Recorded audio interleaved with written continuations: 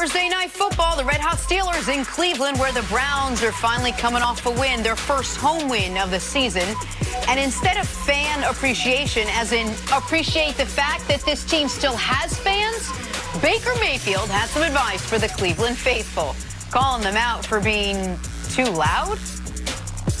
It was just the fact that we're on offense. We needed to be quiet. It might have ruffled some feathers.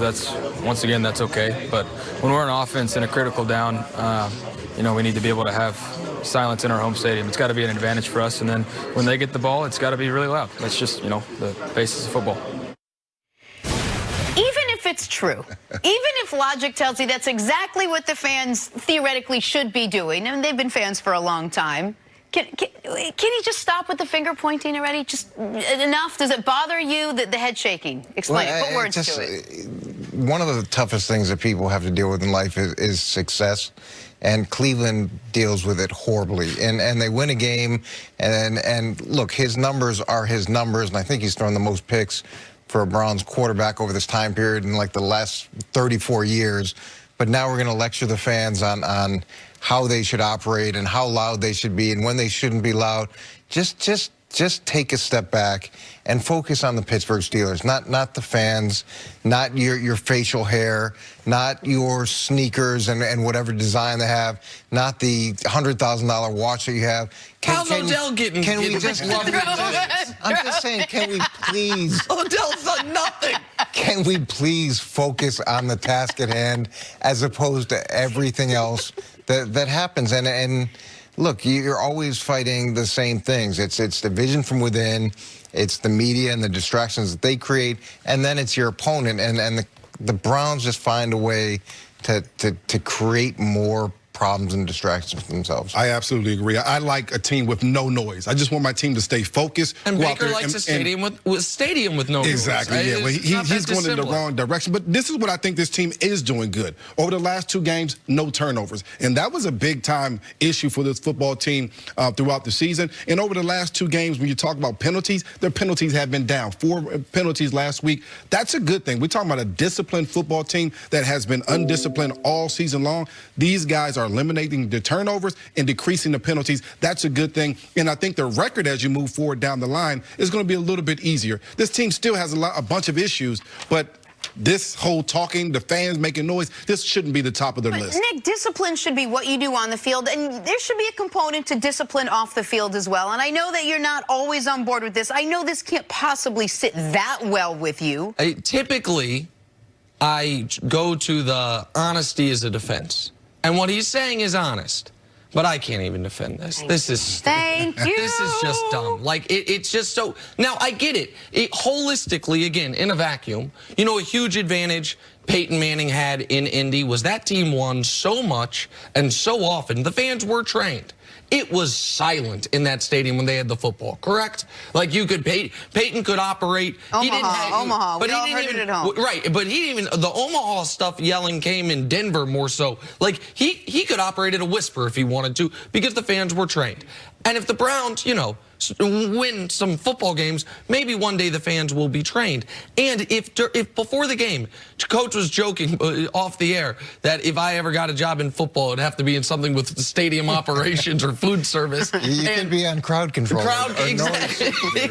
Exactly right. Be the noise coordinator. If Baker, honestly, if this is really bothering him, if he wants to go to Dorsey or to someone and say, hey, can we do something during the game where they put on the Jumbotron, hey, reminding the fans, stay silent? I know that would kill you, but it wouldn't be as bad as this, Coach. It wouldn't be as bad as doing it publicly to the media. So even if he's right that the home crowd should be an advantage, he's wrong for saying it.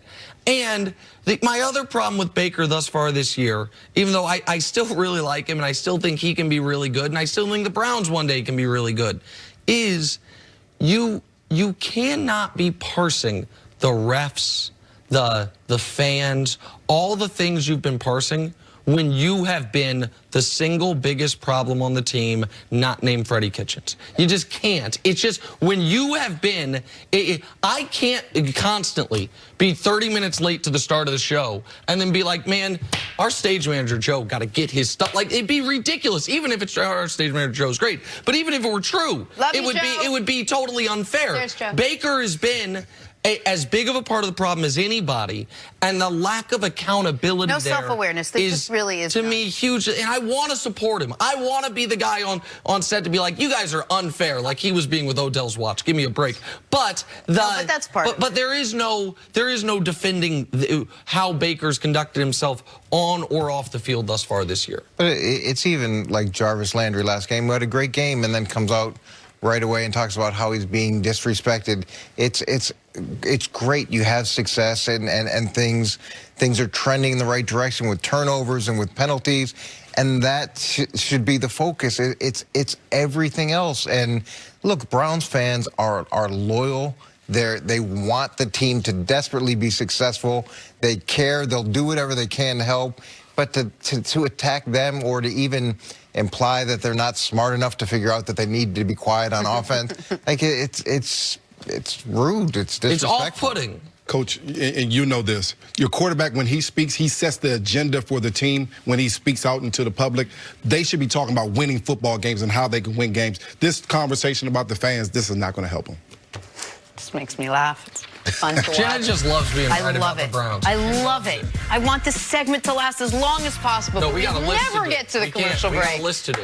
Coming up, are the 6 and 4 Chiefs the best team in the NFL? Nick will tell you next. We'll let you know why. First things Coach, good morning. Brian, it's all good. Handshakes all around. Handshakes Got that out of the way. Pleasantries are done. Move on and talk some sports. But okay. Oh, come on. Just very from them. That's out. That's really uncalled for. All right, Coach. The Patriots and the Eagles will face off in a Super Bowl 52 rematch Sunday. Quick history. In that game, Philly had Nick Foles under center, and they won. In this game, it'll be Carson Wentz. And yesterday, Bill Belichick had some kind words for Wentz. Said he's a very versatile player, pretty good at everything. He's got a real good arm. He can make all the throws. He can throw on the run, throw in the pocket, get the ball to all his receivers, reads coverage as well, athletic, can extend plays. He looks like a pretty smart guy. He's a really good football player that really looks good at everything. Coach, that guy, I want that guy just around me all the time. Can the Eagles rely on Carson Wentz, do you think, against the Patriots, the way Bill Belichick seems to? Well, it still cracks me up every time I come out here and we talk about Bill Belichick at a press conference talking about an opposing quarterback. No, it's he throws never praise. Anything but tons of positive. Coach, that was an enormous amount of praise. Well, look at last week's amount of praise and the week before. I don't know. But so can Carson Wentz? I think that this is going to be a really interesting game from a lot of perspectives. And where the Eagles can gain some ground is with multiple formations, shifts, motions, things like that. Things that are going to pressure New England's rule-based defense. And that's one of the things that's always been a challenge. You've got to make them communicate, and you've got to make them communicate multiple times. We've talked about this with Stephon Gilmore. If he's able to line up on a wide receiver and it's stationary and just play that guy one-on-one, it's really effective. Where he's had problems in the past is when it's been motioning into stacks, 2 receivers together, a bunch, 3 receivers together, and there's communication involved. That's where I see the Eagles being able to pressure the Patriots significantly this week. Well, I kind of agree with you, and I think you have to make the Patriots think. You have to make those defenders figure out, okay, where's the ball? Where's the ball going to? We should be respecting? Who are we trying to stop? That means the offense coordinator has to be creative. And we haven't seen Doug Peterson be that creative in the beginning of football games for a very long time, unless they have a run game to help them. These last 2 games, they had a run game to help them. Doug Peterson looked like a creative play caller because you can start with the run game, then that allows your pass game to go into it. So the beginning of this football game is going to be critical for the Eagles. Can they establish that run game with Jordan Howard as well as Miles Sanders? Listen, Patriots run defense first 3 weeks of the year looked as dominant as pass defense. Since then, not even close to it. 130 a game given up on the ground by this great Patriots defense. And as you talked about, when you were almost beside yourself, it seemed, after the Cleveland game, because Cleveland had real opportunities in that football game because of the running game. When I say beside yourself, I mean it was just as, what I mean is almost from just a football football perspective, it was unbelievable the way Cleveland shot themselves in the foot, ran out of bullets, borrowed someone's gun, and shot themselves again when they otherwise would have had an opportunity to be in that football game. And then Baltimore executed that same game plan with a far better quarterback, a far better coach, a more devastating running attack without shooting themselves in the foot, and they dominated New England. To your question directly, Jenna, I don't think the first punch for Philly should be their passing game.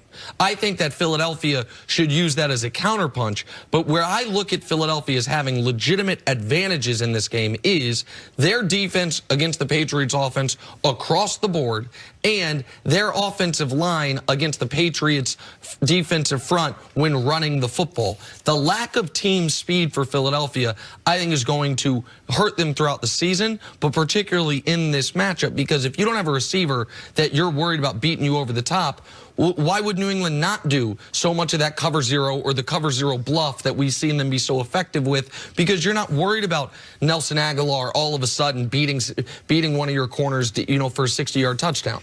Well, when you look at the Baltimore game and when you look at teams that play New England, teams take different approaches. And if you allow New England to dictate the game, if you allow New England to take away your most dominant threat, that you have no chance. But if you force them to react to you, so